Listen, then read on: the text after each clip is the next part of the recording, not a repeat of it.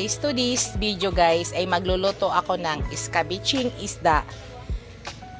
Bisaya version na escabeche yan guys. Ito po yung ating isda. Ayan. Yan, lapu-lapu po yan guys. Ayan. Lapu-lapu. Itong isda na to guys ay nakalimutan ko anong pangalan nito guys sa amin. Ito yung marami isda dito sa amin nito guys. Itong klaseng isda na pakarami sa amin. Yan. Kanina yung dumating yung mangingisda, binili ko yan sa bangka kasi dito po kami sa staycation sa Santa Fe, Bantayan Island. So, mayroong dumadaong dito sa amin nga nangingisda. So, pwede ka bumili guys sa bangka pa lang. Yan po yung aking mga ingredients guys. Bell pepper. Yan. Bawang, sibuyas, at saka luya. Gagamit ako ng carrots dito guys at saka pineapple chunk.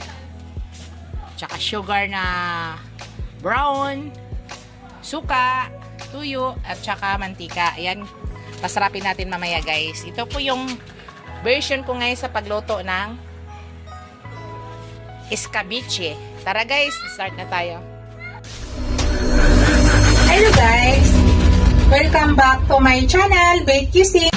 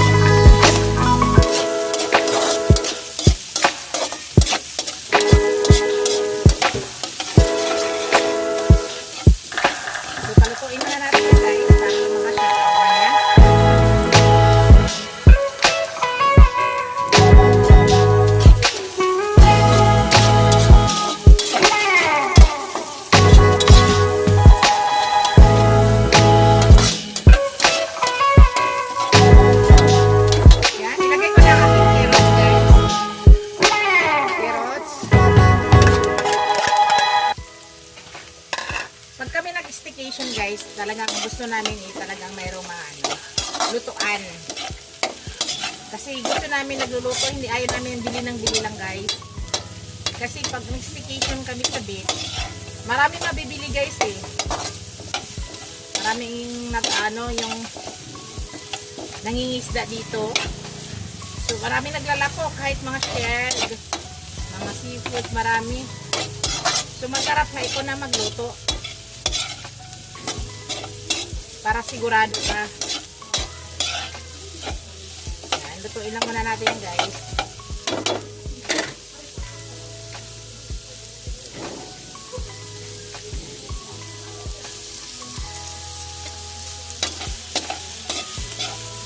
Kanina pa lang tanghali guys, nagluto pala ako ng fried na isda din. Tapos nagtula. Sariwang-sariwang isda guys. Manamis-namis. Ganitong isda rin guys ang ginawa ko kayo ng pag fried. Yan. Buhay pa yan guys kanina yung talagang makita mo talaga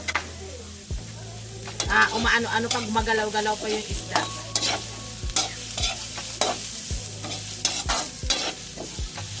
So medyo lutuin lang muna natin ang ating sibuyas ang ating carrot guys. Lutuin lang muna natin sa carrot. Hindi ko alam kung kasya yung isda ko dito guys kasi ang version natin ng escabeche natin ihahalo natin para mag-absorb yung sauce. Yan. Sa ngayon guys ay maglagay na ako ng yan 1 glass of water. So dagdagan ko pa yan guys. Kim, please 1 glass pa ulit. Bali ang ilalagay natin dito mga 3 glass of water. Palagay pa ng tubig.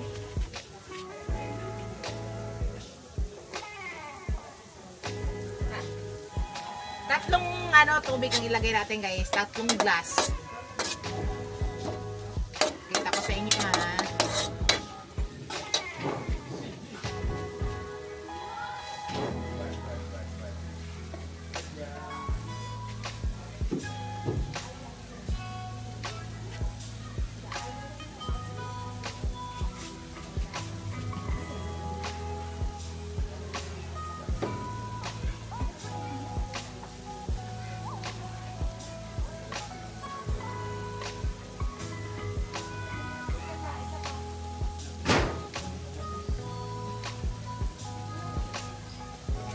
Pa guys.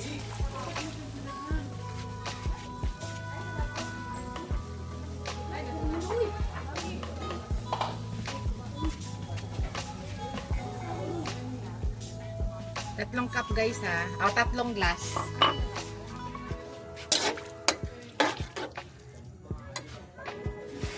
Tapos maglagay na tayo ng suka guys.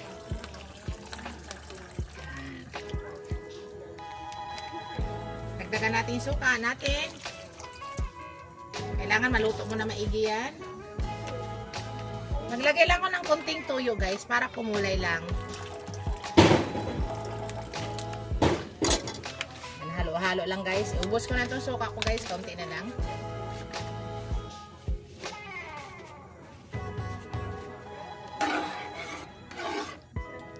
Ayan, tama na siya. Naglagay lang tayo ng tuyo para kumulay.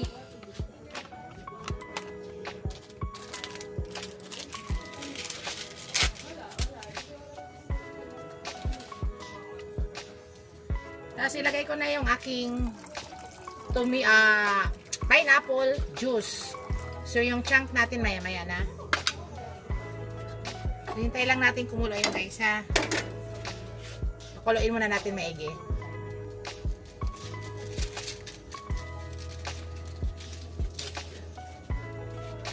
Maglagay tayong pangpalasa guys. Pagpalasa. Kasi nga Bisaya version. Yan. So kailangan mo na pakuluin. Lagay tayo ng sugar guys.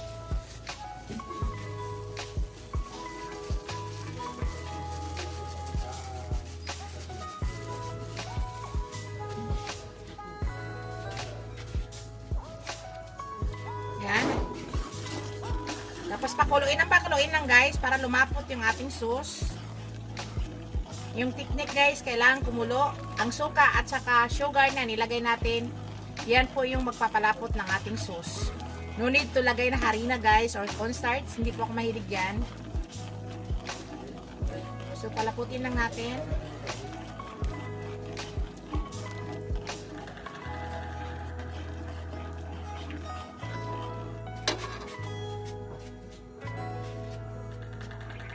So, pakuluin lang natin guys. Pakuluin natin. Ang estimate ko sa lasa ay tama na to. Pero tikman ko guys ha. Tikman ko.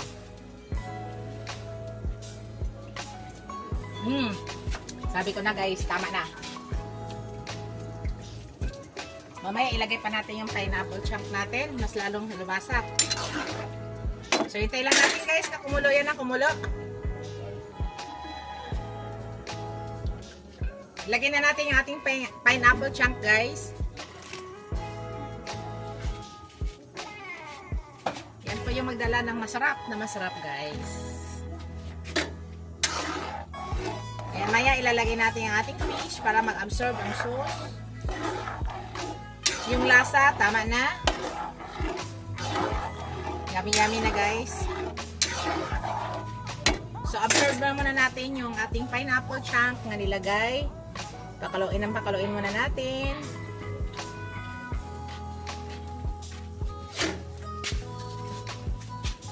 Yan, guys, ilagay na natin yung ating fish. Unahin natin yung malaking lapu-lapo para mag-absorb. Marami to, guys. Sana magkasya. Magkasya sana, guys.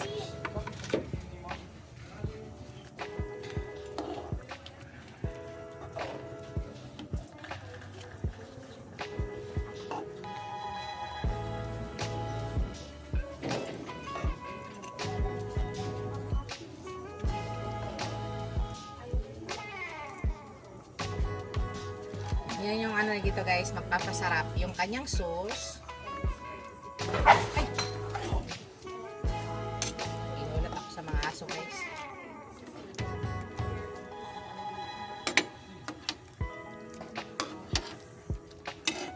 Habang kumukulo-kulo, yan, nilagay na natin yan.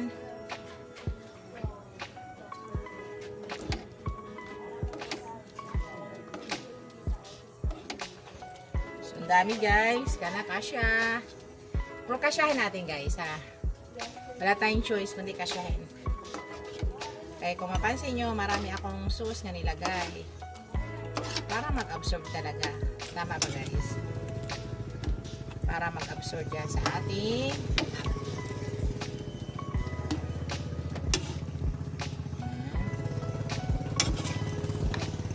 so natin lapu-lapo, pwede na natin yan i-ano para yung iba na naman yung ating ipailalim, guys. Ganun lang, guys, ang technique. Yung nasa ilalim, kunin na naman natin para ipaibabaw natin.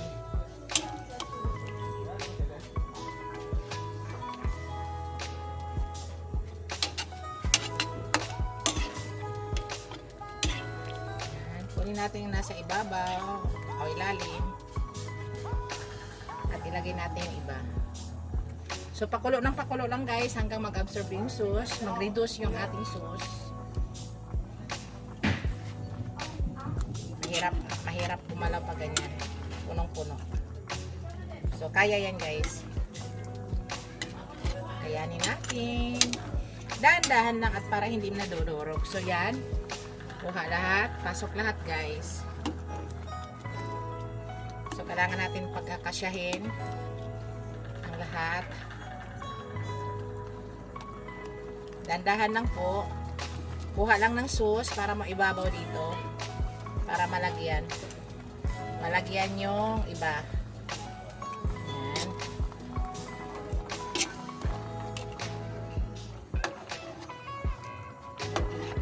Ganun lang, guys.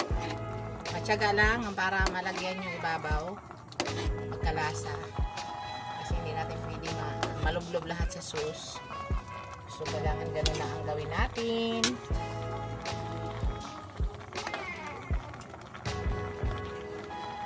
Ganyan magluto sa probinsya, guys, eh, maramihan. Maramihan.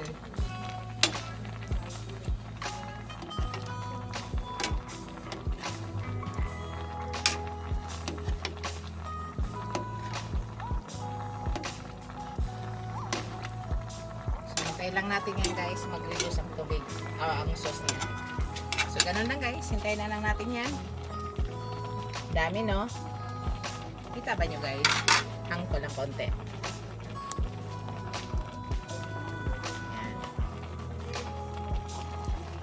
Ilagay na natin ang ating bell pepper, guys.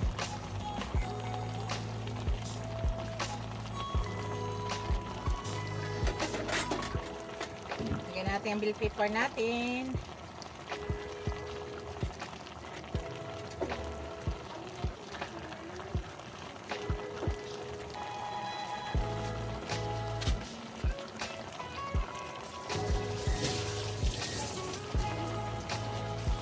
Malapit na yan guys. Sobrang yummy yan na guys.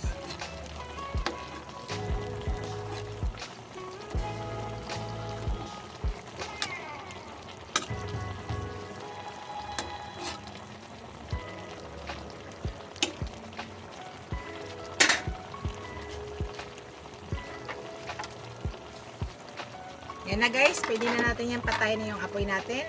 Ipakita ko sa inyo guys yung aking finished product. I-clippings natin guys para makita nyo.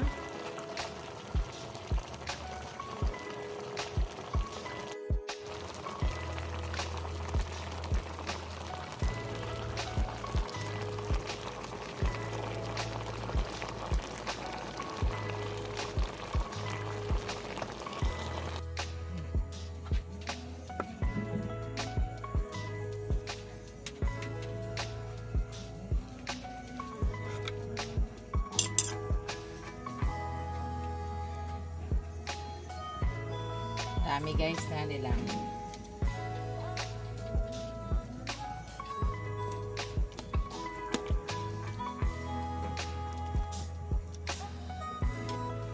Lapu-lapu guys.